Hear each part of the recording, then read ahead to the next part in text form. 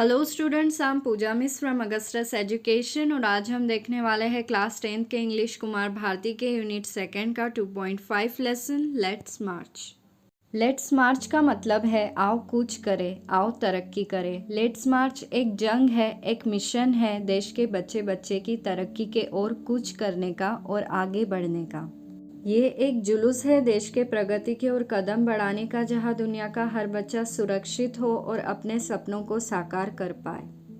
और साथ ही लेट्स मार्च एक संघर्ष है जिससे जुड़े अनुभवों को कैलाश सत्यार्थी ने नोबेल शांति पुरस्कार स्वीकारते समय एक स्पीच के दौरान बताया है। और अगर हम बात करें कैलाश सत्यार्थी की, तो कैलाश सत्यार्थी नोबेल शांति पुरस्कार पाए जाने वाले दूसरे भारतीय है।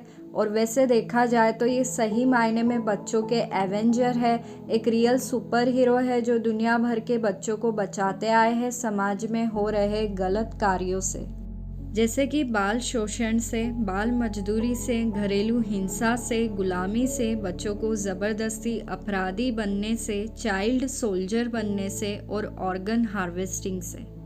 लेसन स्टार्ट करने से पहले कैलाश सत्यार्थी के बारे में कुछ और बातें जान लेते हैं, तो आओ उनकी शॉर्ट बायोग्राफी से स्टार्ट करते हैं। कैलाश सत्यार्थी का असली नाम है कैलाश शर्मा, लेकिन बाद में उन्होंने अपना नाम बदलकर कैलाश सत्यार्थी रख लिया, जिसका मतलब होता है सत्य की राह पर चलने वाला व्यक्ति। कैलाश सत्यार्थी का जन्म 1954 में विदिशा डिस्ट्रिक्ट में मध्य प्रदेश में हुआ था। कैलाश सत्यार्थी एक इलेक्ट्रिकल इंजीनियर थे जो भोपाल के कॉलेज में एक लेक्चरर थे, पर 26 साल की उम्र में ही उन्होंने अपने जॉब को छोड़ दिया था मासूम बच्चों को उनका हक और आज़ादी लौटाने के लिए। और आज के तारीख में कैलाश सत्यार्थी शिक्षा के वकील है जो दुनिया भर के सभी बच्चों को उनका अधिकार दिलाते हैं और उनके अधिकार के लिए लड़ते हैं। और इसके अलावा वो एक सामाजिक कार्यकर्ता है जो बाल मजदूरी के खिलाफ 40 सालों से लड़ते आए हैं। कैलाश सत्यार्थी ने 1980 में एक अभियान स्थापित किया था जिसका नाम है बचपन बचाओ आंदोलन। बचपन बचाओ आंदोलन हिंदुस्तान का सबसे बड़ा अभियान है जो बच्चों को प्रोटेक्ट करते हैं। ये एक सेव चाइल्डहुड मूवमेंट है। इस अभियान का मकसद है कि उन बच्चों को बचाया जाए जो बाल मजदूरी के बंधन में फंसे हुए हैं, जो चाइल्ड ट्रैफिकिंग के शिकार है, जिन पर हिंसा की जाती है जोर ज़बरदस्ती से घरेलू काम करवाकर। अगर हम चाइल्ड ट्रैफिकिंग की बात करें तो इंडिया बच्चों का व्यापार करने में या उन्हें बेचने में दुनिया में चौथे स्थान पर आता है।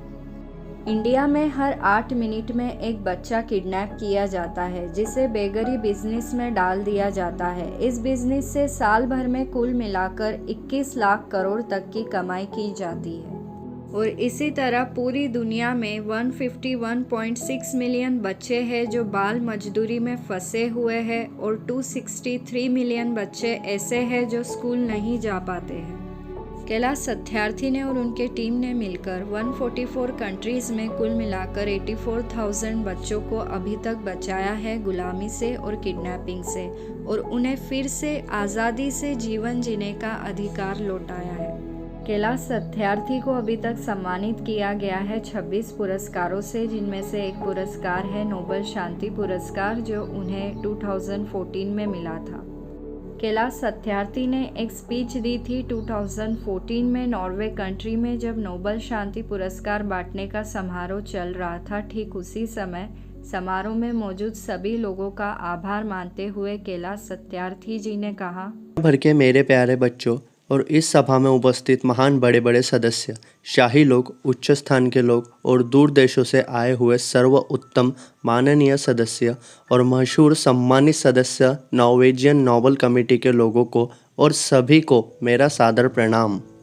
नॉर्वेजियन नोबेल कमेटी का मतलब है एक प्राइवेट बॉडी जिसमें नॉर्वे असेंबली के कुछ मेंबर होते हैं जो ये तय करते हैं कि नोबेल पीस प्राइज़ हर साल किसे मिलेगा। मेरे प्रिय भाई टॉम हार्किन और यहाँ पर उपस्थित भाइयों और बहनों और मेरी प्यारी बेटी मलाला। टॉम हार्किन एक अमेरिकन पॉलिटिशियन है और साथ ही वो व्यक्ति है जो समारोह में मौजूद थे जिन्होंने सत्यार्थी जी को नोबेल पीस प्राइज़ के लिए नॉमिनेट किया था। 2014 में ही कैलाश सत्यार्थी के साथ ही मलाला यूसुफज़ई को भी नोबेल पीस प्राइज़ मिला था। मलाला एक पाकिस्तानी कार्यकर्ता है जिसने फीमेल एजुकेशन के लिए आवाज़ उठाई थी। शांति और मानवता के इस मंच से मैं बहुत आभारी हूँ आप सबका, और मुझे खुशी मिलेगी आप सबको एक मंत्र सुना के जो प्राचीन ज्ञान की किताब वेद से है। संगच्छवध संवध संवो मनासी जनातम देवभाग्य यथा पूर्वे संजनाना उपासते, जिसका मतलब है चलो एकजुट होकर एकता के साथ आगे बढ़े, चलो एकजुट होकर एक स्वर में बात करें, तो चलो अपने दिमाग में अपने मन में धीरज धरे, जैसा कि समय की शुरुआत में हम सब में था, तो चलो अपने पवित्र प्रयासों में दिव्यता प्रकट करें। ये मंत्र हम तक एक प्रार्थना पहुंचाता है, हम में एक चाह जगाता है संकल्प लेने की कि हम मानवता का बचाव कर सकते हैं, मानवता को आज़ादी दिला सकते हैं हर प्रकार के संकट से, और इसकी संभावना भी है। तो आओ हम सब साथ मिलकर चलते हैं सारे विश्व की प्रगति के खोज में। एक भी व्यक्ति छूटना नहीं चाहिए और ना ही पीछे रहना चाहिए। दुनिया के किसी भी कोने में, पूर्व से पश्चिम दिशा तक और उत्तर से दक्षिण दिशा तक।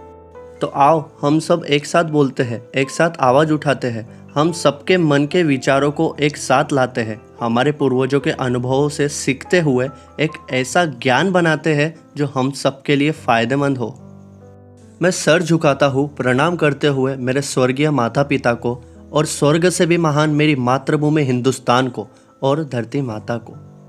एक नेक दिल के साथ मुझे याद है कि जब मैंने हर बार एक बच्चों को गुलामी से मुक्त किया है, तो मानो हज़ारों बार मैंने खुद को मुक्त किया है।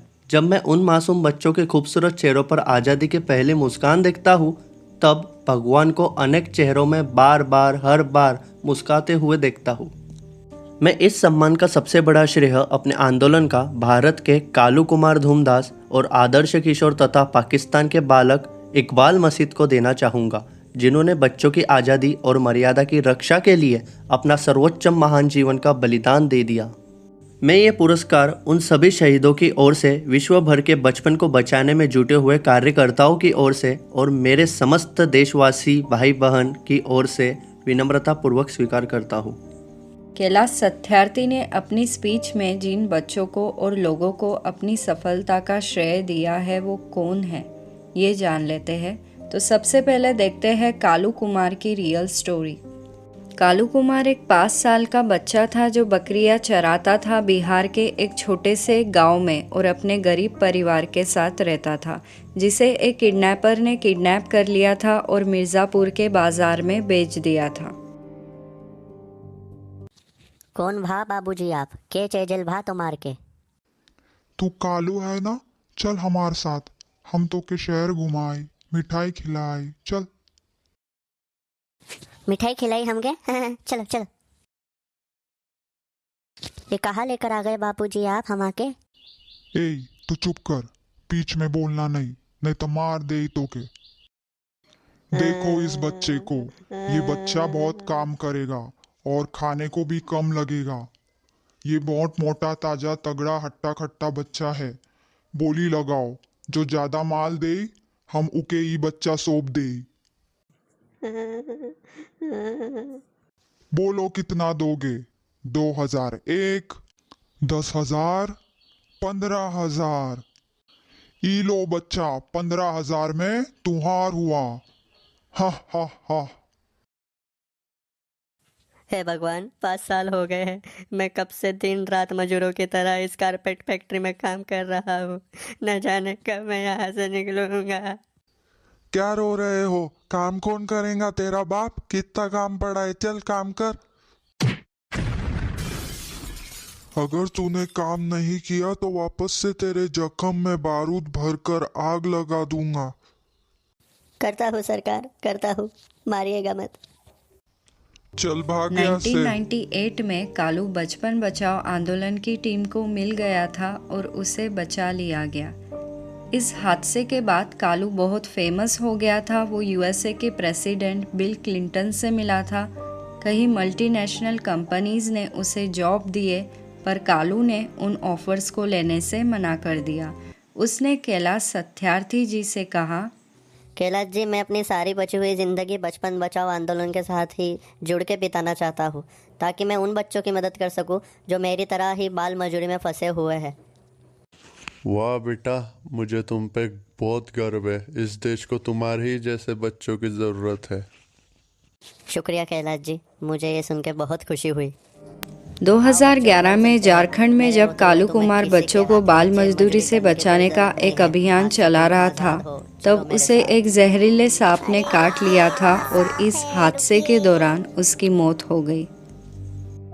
कैलाश सत्यार्थी सामाजिक लड़ाई के खिलाफ तो लड़ रहे थे, लेकिन साथ ही वो माफिया, अपराधियों और खतरनाक लोगों के खिलाफ भी लड़ रहे थे। उनका एक साथी धूमदास, जो एक मोर्चे की तैयारी कर रहा था, उन कारपेट इंडस्ट्री के खिलाफ जहां बच्चों से बाल मजदूरी करवाई जाती थी, तब मोर्चे के दौरान चलो भैया, तुम और हम मिलके उस कारपेट इंडस्ट्री वालों का धंधा बन गिराते हैं, जो कि बच्चों से बाल मजदूरी करवाते हैं, बच्चों को किडनैप करते हैं, बेच देते हैं। हमारे होते हुए हम हमारे देश के अंदर ऐसा जुर्म नहीं होने देंगे। आओ साथियों। साले हमारा धंधा बंद गिरवाएगा क्या? ले खा मार, ये घुसंडी बुश बुश। तो इस प्रकार बच्चों को बाल मजदूरी से आज़ादी दिलाने वाले धूमदास 1984 में शहीद हो गए थे। बचपन बचाओ आंदोलन की टीम ने रामगंज मंडी में, जो कि राजस्थान में है, 1985 में कुछ आदिवासी लड़कियों को सेक्सुअल एक्सप्लॉयटेशन से बचाया था। तब उनके साथी आदर्श किशोर शहीद हो गए थे।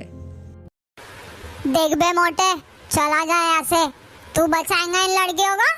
नहीं बचा सकता। चला जा यहाँ से, नहीं तो मार डालूंगा।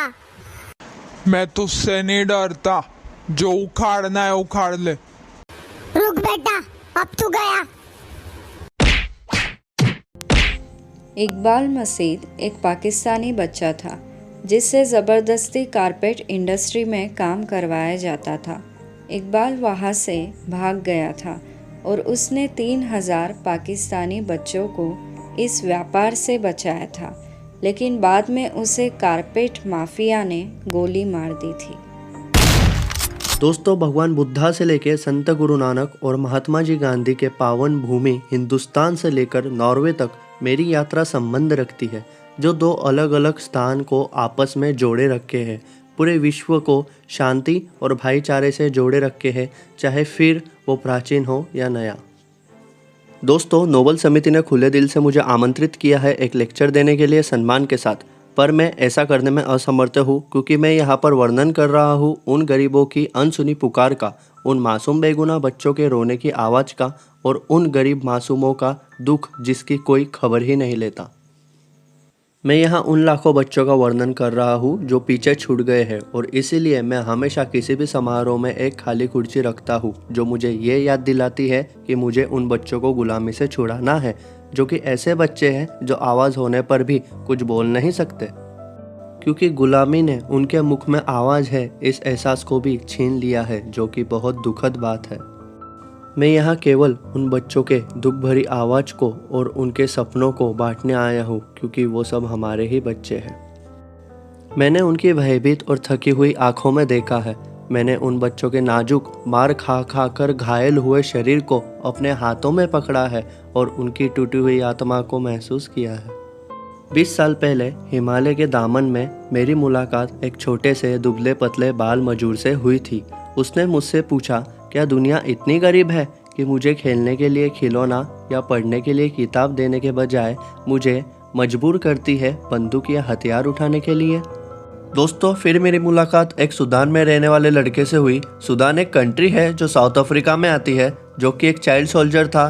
उस बच्चे ने बताया कि उसका अपहरण कर लिया गया था एक गैंग के द्वारा, जो बच्चों से सिपाही का काम करवाते थे, उन्हें सेना में भर्ती करके। उस बच्चे ने कहा कि उसे उसकी पहली ट्रेनिंग के लेसन में ही जबरदस्ती उसके ही दोस्त और परिवार वालों को मारने के लिए मजबूर किया गया। उस बच्चे ने मुझसे पूछा कि मेरी क्या गलती है।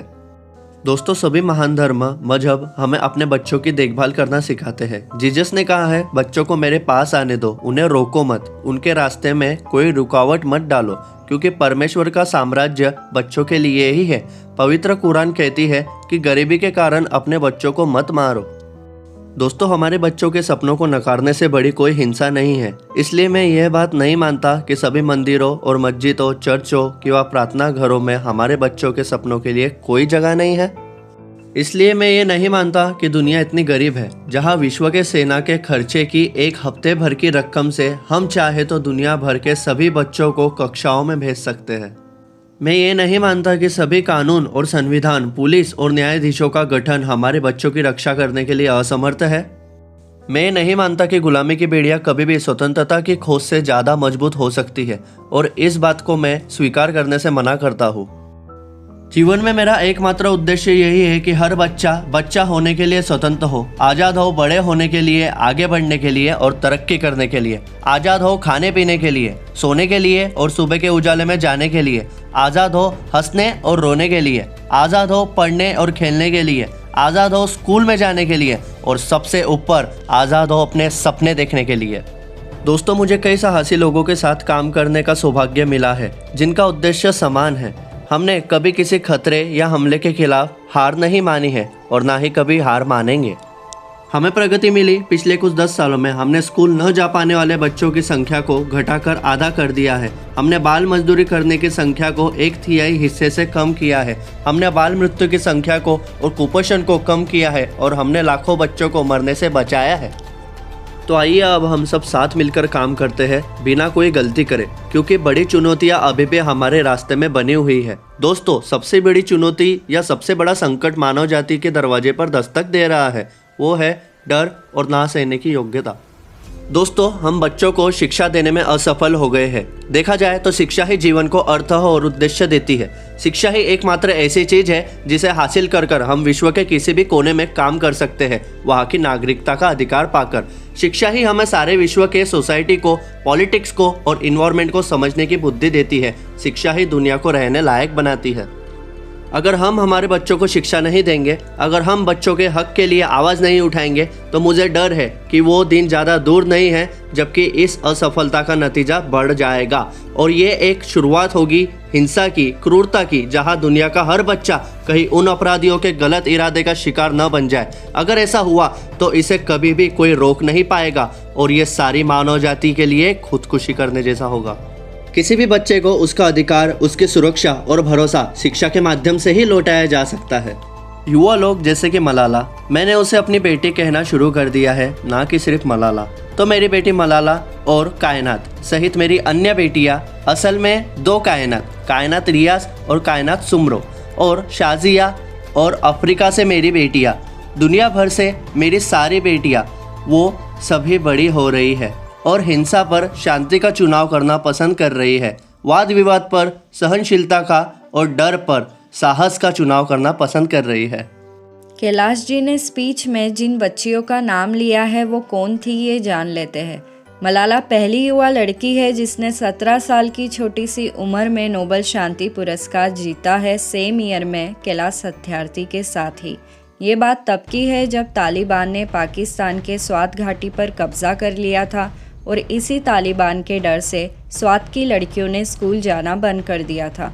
मलाला तब 8th क्लास में थी और उसका संघर्ष वहीं से शुरू हुआ। मलाला छात्राओं के पक्ष में खड़ी हो गई और कहा कि महिलाओं को भी शिक्षा का अधिकार है। उस समय में तालिबान ने कुल मिलाकर 400 स्कूल बंद करवा दिए थे, पर तालिबान मलाला के इस साहस के आगे टिक नहीं पाया और वो मलाला से डर गया।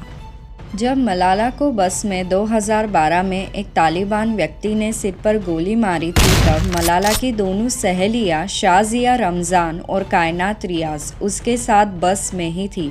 शाजिया को शोल्डर पर और हाथ पर गोली लगी थी और कायनात को कलाई पर गोली लगी थी।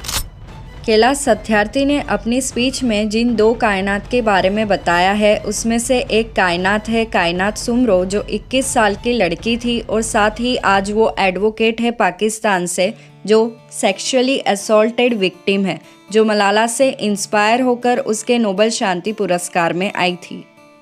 हम कहते हैं इस समस्या का समाधान उपाय धीरे धीरे निकल रहा है, हालात उभर रहे हैं, सुधारणाएं हो रही है, लेकिन ये उपाय हमें सम्मेलन में सोच विचार करके नहीं मिल सकता और ना ही तो किसी दूर के नुस्खे को अपना के हमें ये समाधान मिल सकता है।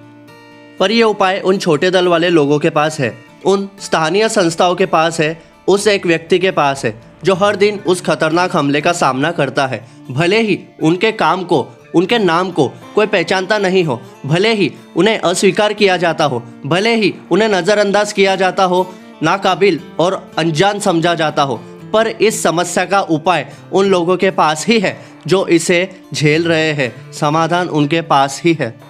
तो इसी के साथ इस वीडियो का पार्ट फर्स्ट ख़त्म होता है और अगस्टस एजुकेशन लेकर आया है आप सभी के लिए बड़ी खुशखबर। हम बना रहे हैं अपनी ऑफिशियल वेबसाइट www.augustuseducation.com, जहां पर आप लोगों को notes, test paper, extra question और हार्ड वर्ड्स के मीनिंग और साथ ही बहुत कुछ मिलेगा। और इस वीडियो का सेकंड पार्ट देखने के लिए बने रहिए मेरे चैनल अगस्टस एजुकेशन के साथ। और अगर आपको मेरी वीडियो अच्छी लगी हो तो मेरी वीडियो को ज़रूर लाइक कीजिए, शेयर कीजिए अपने दोस्तों के साथ। और अगर आप मेरे चैनल पर नए हैं तो मेरे चैनल को सब्सक्राइब कीजिए और बेल आइकन प्रेस करना ना भूलें।